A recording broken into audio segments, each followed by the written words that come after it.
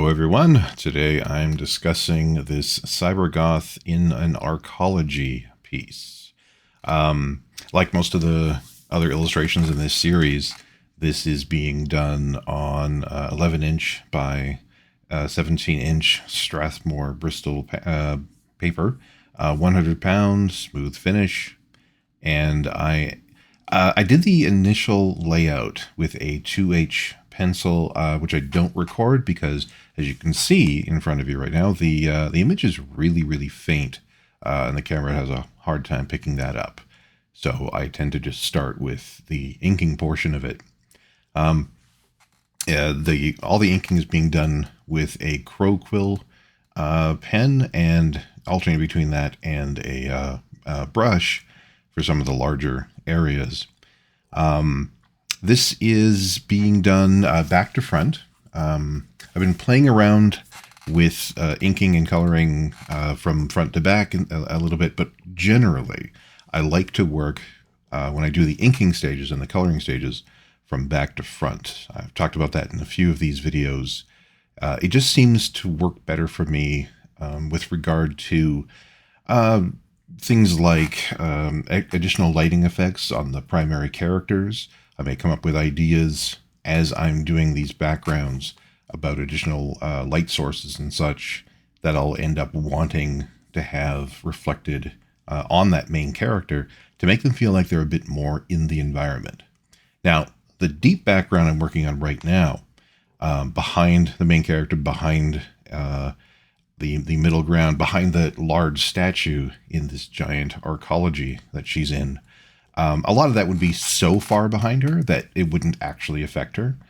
That any lighting effects back there really wouldn't be seen on the main character. But it's just something for me to keep in mind while I'm moving forward in space. So right now I'm doing some of the detail work on that large statue in this arcology. The series of cyberpunk pieces I've been doing in this series are based on an environment I created both for a story that I'm working on right now, putting together basically end up being a webcomic set in this arcology here in a future cyberpunk version of Winnipeg, Canada. And one aspect of this arcology is this massive structure is broken up into these 5 segments, each of which is about 10 stories tall. In the center of each one of these segments are these really large statues, loosely based on the design of a Tengu, extremely loosely though, sort of a Tengu designed by committee.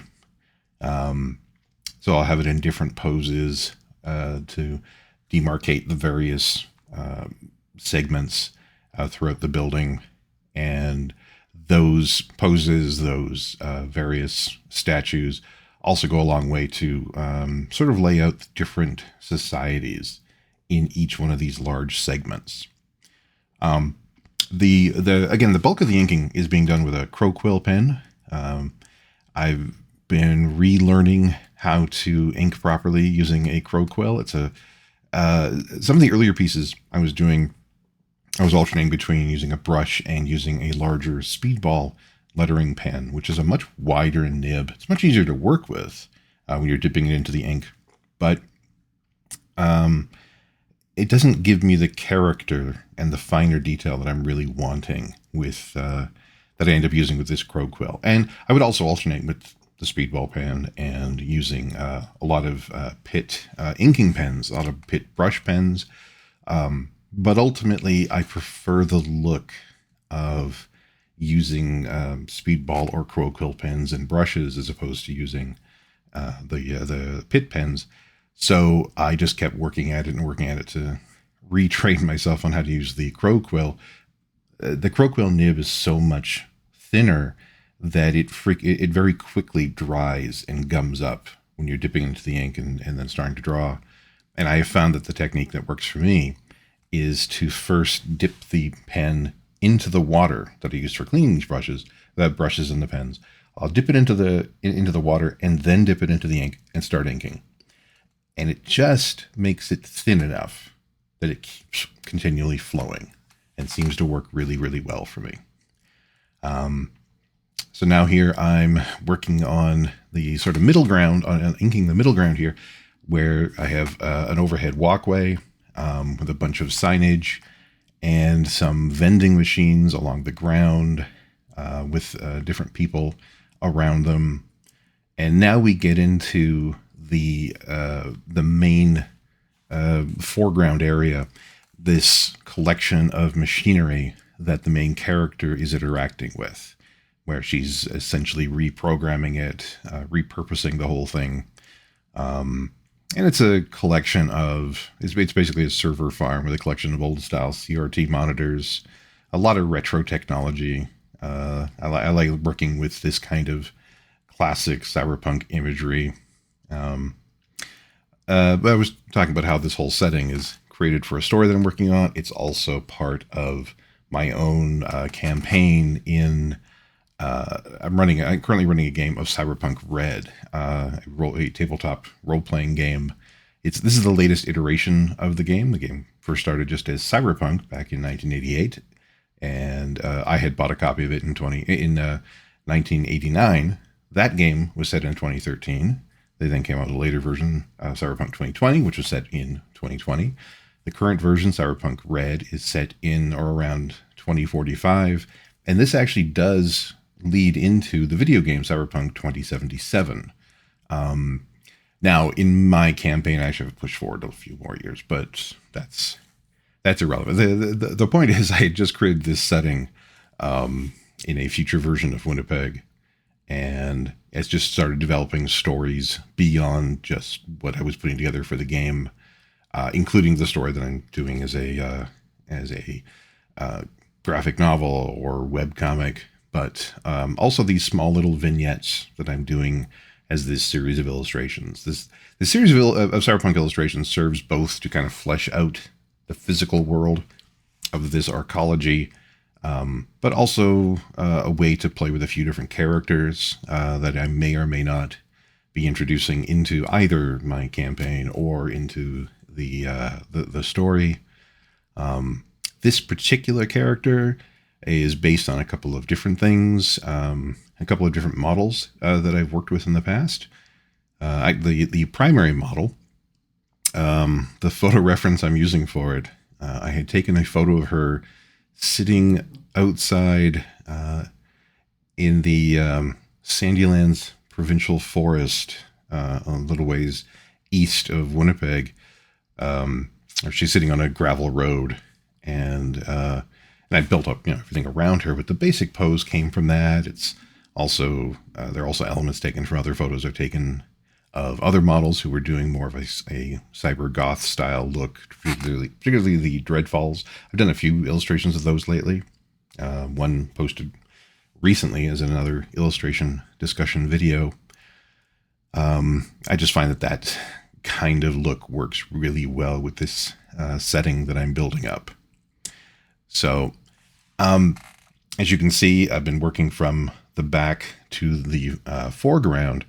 I'll actually be doing a video shortly where I've reversed it. I'm actually working for the main character back. That has more to do with the character being in a much more action-based pose, because with this image and with a lot of the recent ones I've done, the main character isn't moving a lot. They're quite static, and it's just easier for me to compose it from the back to the front when they're not in the middle of any sort of larger motions. But in the upcoming one, they're actually in a much more action piece. They're actually interacting much more with the environment and tossing the environment around. So I wanted to make sure I had those elements drawn in first before going into the background. So here, and another aspect of doing this from back to front, when I initially compose the images, they are composed from front to back. I start with the main character and work out from there.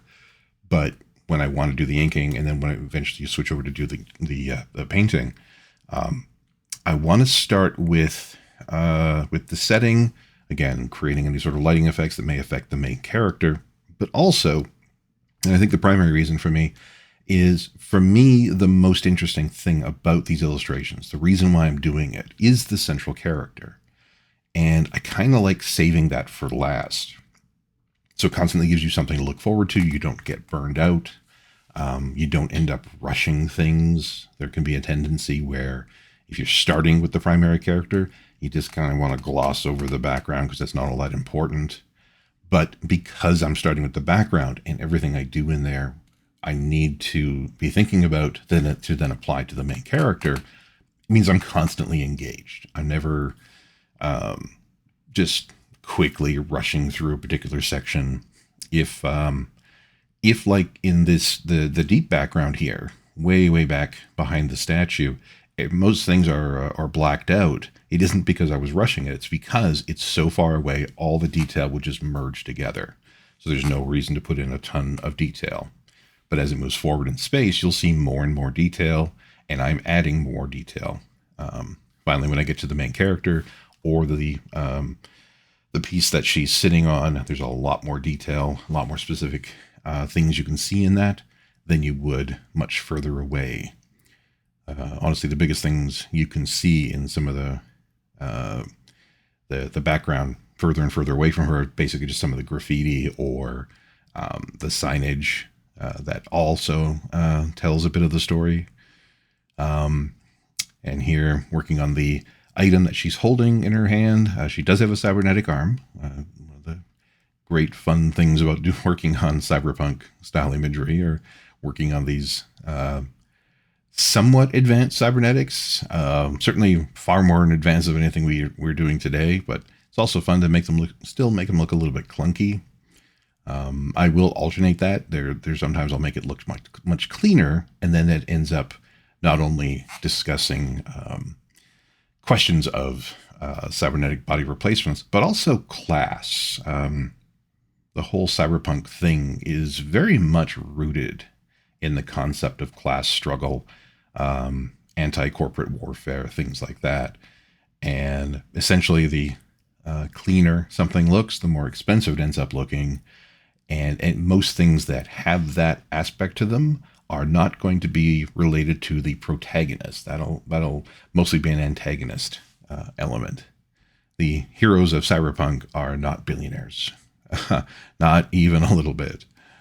So with this piece, I laid in the basic outline on the cybernetic arm, did most of the detail on the leather pants she's wearing and all these straps that are holding not only like elements for computer equipment and possibly weaponry, but also there's a screwdriver that's in the straps on her leg, indicating that she's much more about building things and rebuilding things. This kind of bustier thing she's got going. And one other element I like playing with in the whole Cybergoth look are the half face masks. Now she clearly has cybernetic eyes because I did not put pupils or irises in the eyes, but she's definitely organic. She's primarily organic. So for whatever reason, she is wearing this half gas mask thing. There are a bunch of things I'm saying with that, or could be potentially saying with that. Also, with using the Cybergoth imagery and the whole idea of the dreadfalls, which are usually made out of rubber and tubing and wires, I'm actually having that as an element of the cybernetics, where they act as basically a neural interface for equipment around her. And I've done that in a few of the other recent pieces, recent illustrations that I've done, where one other one like this, the main character was plugged into a communications tower through the dreadfalls, through the neural connections that they would create, that she could essentially plug directly in. It's not quite so much with this one here. It's more of a decorative thing, although it is quite probable that some of that is hooked up into the device that she is holding in her hand and plugged into the other keyboard that's sitting on the platform that she's sitting on and interacting with her right hand. Now I'm dropping in some white highlights using Dr. P.H. Martin's white ink.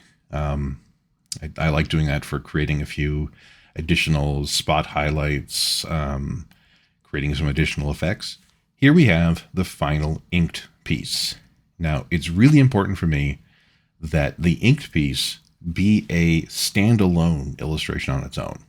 As much as this is all being done with the intent of being colored and adding in multiple lighting effects, like I'm setting up right now by separating elements of the ink line art, onto different layers, so that I can then apply different special effects, different lighting effects.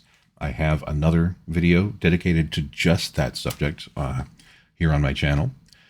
I still want the original ink illustration to stand alone and be able to be its own story. But here I'm adding in now we're getting to the stage where I'm actually adding in the various ink layers so that I can separate them, separate the planes for putting in different lighting effects between those layers. So I've dropped in the inks for the dark for the deepest background are on their own separate layer. And I can paint everything involved with that just under that layer. The next step is the statue. That's on its own layer, and that is painted on a layer just below that. But that painting layer is above the deep background inks. Then there's an additional layer for the middle ground, which would be that raised platform, the vending machines, and the people milling about around there. And then finally, I'd have one more inking layer, which would be the main character, the foreground, all the machinery she's interacting with. But even without adding these various special effects and using color to separate these various planes, I still want the inks themselves to be, you still get a sense of scale, you still get a sense of depth, that deep background is indeed really far away from her. Whereas the element that she's sitting on, those little platforms, kind of scaffolding kind of things, that those are below her and actually coming towards the viewer a little bit. So all that still has to stand alone and be its own thing. And I find that ends up helping the overall composition, the overall image tremendously. Once I have those various ink layers on their own separate layers, I will create additional layers in between them to lay down flat colors. Now, these flat colors do not represent the final choices I'll be painting with, the final colors I'll be using. They're instead, those flat colors are just all the hair will be on a single flat color. So I can, when I'm getting to paint the hair, I can quickly select all the hair at the same time, put it on its own isolated layer, lock it so that I can paint over top of it, and it doesn't matter where my brush goes. If it goes outside of where the hair is, it won't paint anything. It just gets locked into it. It's a nice feature in Photoshop and in other painting programs as well.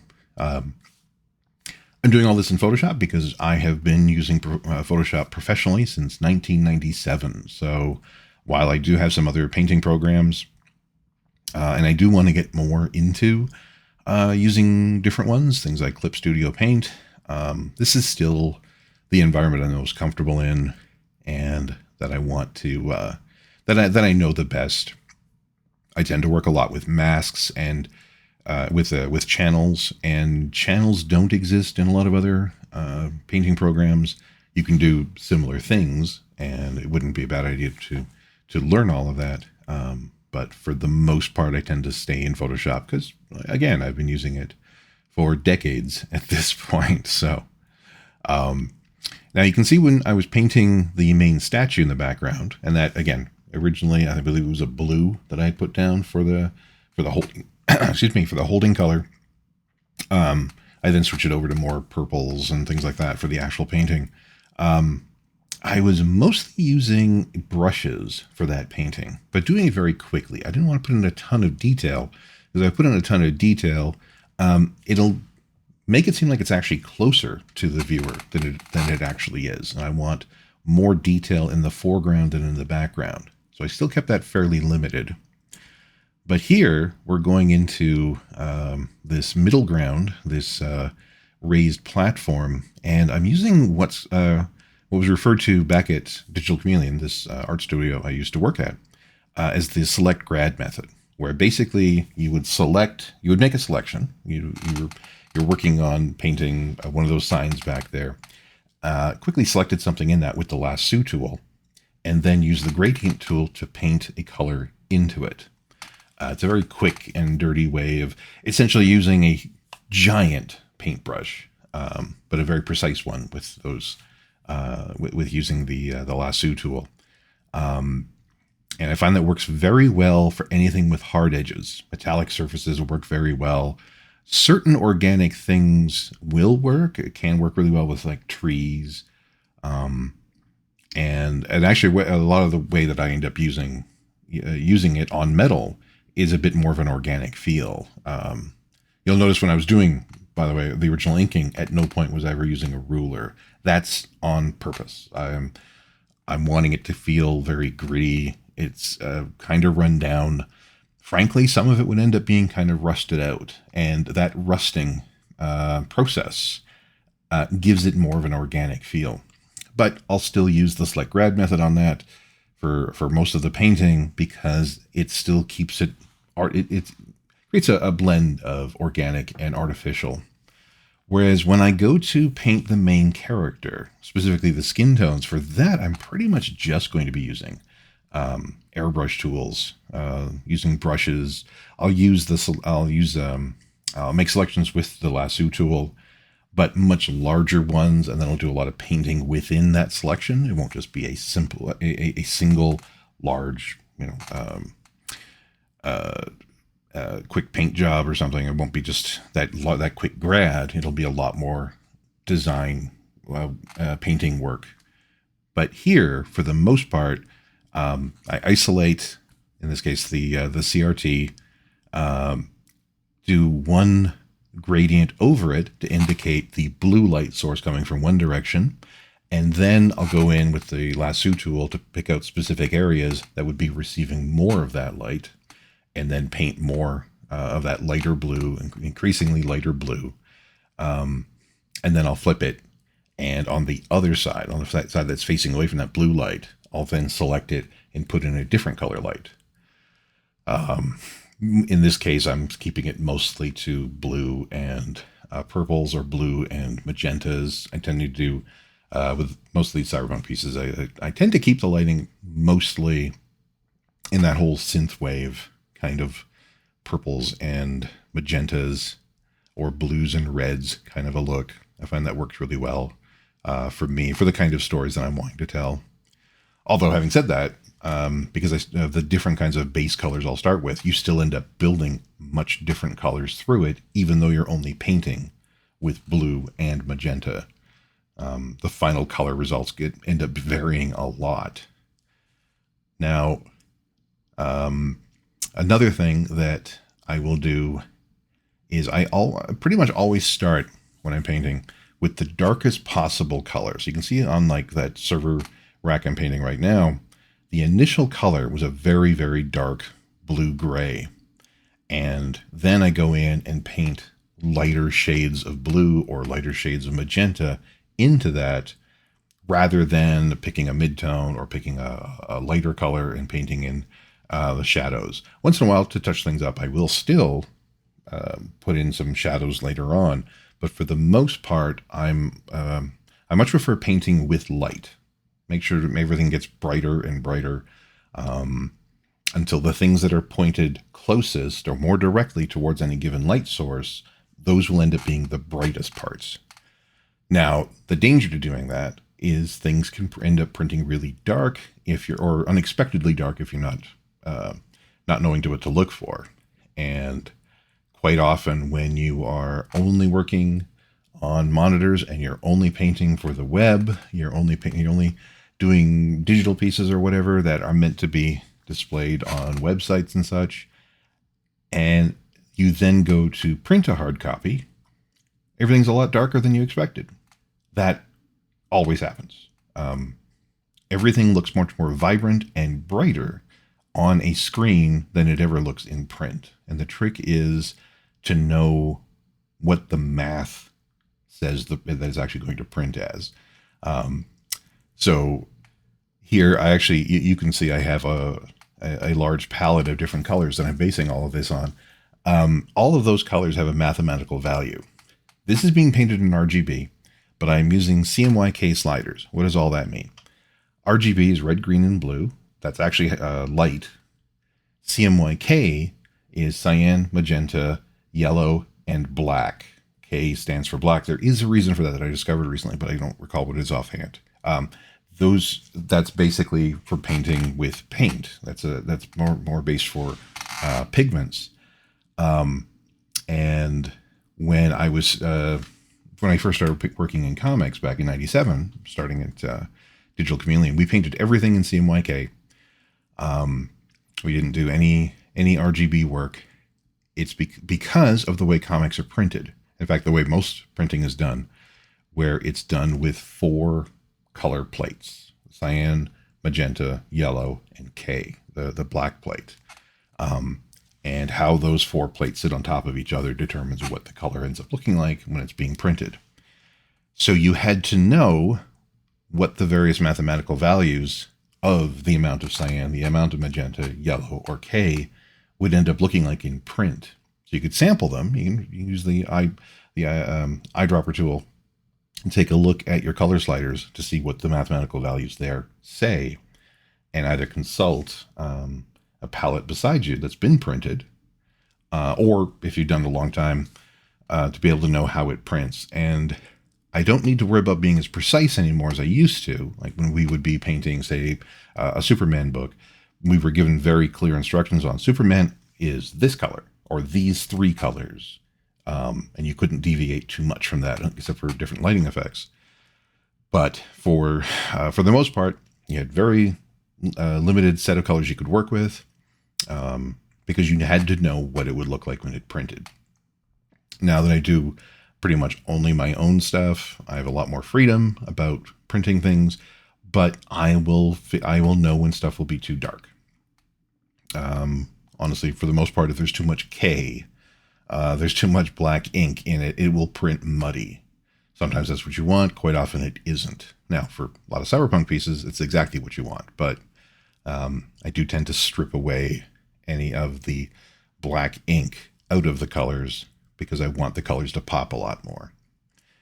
So here, again, I was talking, let's get back to the blue and red color scheme that I'm using, and the difference between using the select grad method, which I used on her hair, and here, when we're working on her arm, where I'm mostly using traditional painting techniques. I'm using the brush, because even though her arm is metal, it is curved a lot. There aren't a lot of hard edges within the individual plates. The plates that form her arm have hard edges between them, but the rounded surface of each individual plate it's rounded. It's a much softer, it has a much softer look to it. So it actually will work better for me, I have found, if I end up using more brush techniques, if I end up painting it by hand. And you can do some select grad, but you don't want to put in too many sharp edges and too many sharp selections, except at the edges of these various plates, to show how they separate from each other in space. So the arms are a blend of skin painting techniques and metal painting techniques, given that they are a metallic surface on a human arm, or what is supposed to be a humanoid arm. But to briefly touch on the color thing about painting with math as opposed to painting by what it looks like on the screen, so you know how it's going to print. There are monitors that got a lot better. You can trust them a lot more. Having said that, they always, the color value will change. The color accuracy of any given monitor will change over time. The more expensive the monitor is, the better it is, and the less chance you have of that. But they do change over time, and it's best to know what the numbers are telling you as to how it's going to print. Theoretically, anybody who understands those numerical values enough could actually paint a color image on a black and white monitor and know what it'll look like when it prints.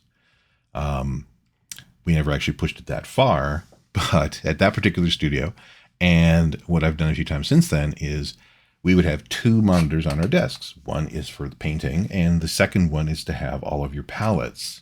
That would be that second file in the middle of the screen here. And periodically, it'd be a good idea to take your painted page and move it to the other monitor to see what it looks like on a different monitor, just to remind yourself, because your eye starts to get used to the monitor and starts to compensate for it. And every so often you need to move it to a different monitor just to show that, oh yeah, this doesn't look anything like what I thought it did. And, after a few months, everybody in that office would move to different computers precisely for that reason. So you don't get too used to any given monitor. Now I'm using, ultra-wide monitors. Actually, this is all being painted on a screen tablet. This Huion Kamvas Pro 2.5 K 16-inch screen tablet. So this, very good monitor, very good quality. Certainly much more accurate than most of the monitors we were using back in the day. But still, it's a good idea to always be looking at those color values just to make sure that I know what it's going to be like to be printed, because everything I do, even if I don't end up printing it, I always have the intent that it's going to be printed. Okay, so you can see already, if we get back to discussing painting the skin tones here, I'd started with a fairly dark skin tone so that I could then paint in both the red light coming from the right-hand side of the screen, and then the blue light coming from the left-hand side of the screen of the frame. And pretty much all of this is being done just with a soft edge airbrush tool, starting with fairly large selections, creating the large reddish pattern, and then a large bluish pattern. Sometimes I'll vary it. Sometimes I'll do all the blue tones all at once, and then all the red tones all at once, or indeed all the lighting from one side all at once, and then all the lighting from the other side all at once. But sometimes I'll vary it, and with this one, I wanted to vary it a bit more. Basically, put in drop in the darkest color, and then start playing with the main red, get a basic general idea of the overall musculature, and then do the same thing on the blue side, and then build on those structures gradually. So now that I laid down the basic reds and then the basic blues, now adding in a brighter blue midtone, a brighter red midtone, and then just gradually building that up. Being patient. I'm not starting with any of the highlights. I don't want to start putting any white or anything that's extremely close to white at this point, because that'll be too bright. And I find for myself, my eye will start adjusting too fast to it. And well, that's super bright. But as you're painting with it, now it just seems normal. And if I was to print that, all the dark areas would be considerably darker in print than I'd expected, because I didn't put enough midtones. I didn't put enough lighter colors. I didn't build up to the bright highlights enough, which is fine on something that is extremely dark, but also really reflective. So like black leather is good for that, where it's primarily black, except where it's white. That's like the ultimate in a reflective surface. With the pants that she's wearing, there's a lot of these bluer midtones or a lot of the red midtones, depending on the lighting being used, with small dots or small amounts of much, much brighter color. With the skin tone, I want there to be, I don't want it to go to spots of white. I want, because then the person ends up looking really shiny. And I don't want them looking too shiny. I want the skin tones to look fairly natural. It's a heightened reality. It's a dramatic, borderline Michael Mann or Ridley Scott or Tony Scott style reality, but it's still rooted in a reality. So I want to make sure that that I don't go too shiny with the skin tones. If you do that, then it doesn't look so much like skin, but starts looking more like plastic or like the texture on a mannequin. But if I build it up and build it up like I'm doing right here, there are elements on her back right now that actually look really bright compared to everything else. But I actually want what's bright at the moment. I'm going to grab that and paint it a bit more into the rest of the figure so that I can do a little bit brighter, but never go quite as bright as I am with the cybernetic arm. The arm on both the red and blue sides almost goes to white because it's so reflective. And I don't really want to go that white, at least here. There are times when it's appropriate if you're doing a very particular effect, if you're telling a very particular type of story, then that's totally fine. But in this spot, she's not in shadow, but she's not, there is no spotlight on her. She's just being affected by a variety of somewhat ambient light sources. So now we're getting into a brighter highlight, but I'm also not just putting that bright highlight, say, down her spine or something. I am putting it on the leading edge of all the musculature that's aimed closest towards that light source on that side. But because it's being spread a little bit, she's not looking too shiny. There certainly will be a few places where that will happen, like underneath the eyes, on the edge of like the tip of a fingernail. You might see something like that. That can be a thing on noses. Although be careful about that. It's never a terrible idea to also keep in mind what people do when they're putting on makeup. And one of the things you do with makeup is you reduce shininess. So keep that idea in mind as well. But here we have the final finished piece. I'm adding in a couple of additional lighting effects here and there, including some spot highlights over top of the metal, just to give it a little bit extra bump of reflection, just to increase the shininess, the reflective properties of the metal. I'll end up doing that in a few places. I believe I'm going to be gradding a red over, starting from the right-hand side of the image. And here's the final piece. So thank you very much for hanging out and listening to me discuss this, and I hope to see you in the next video.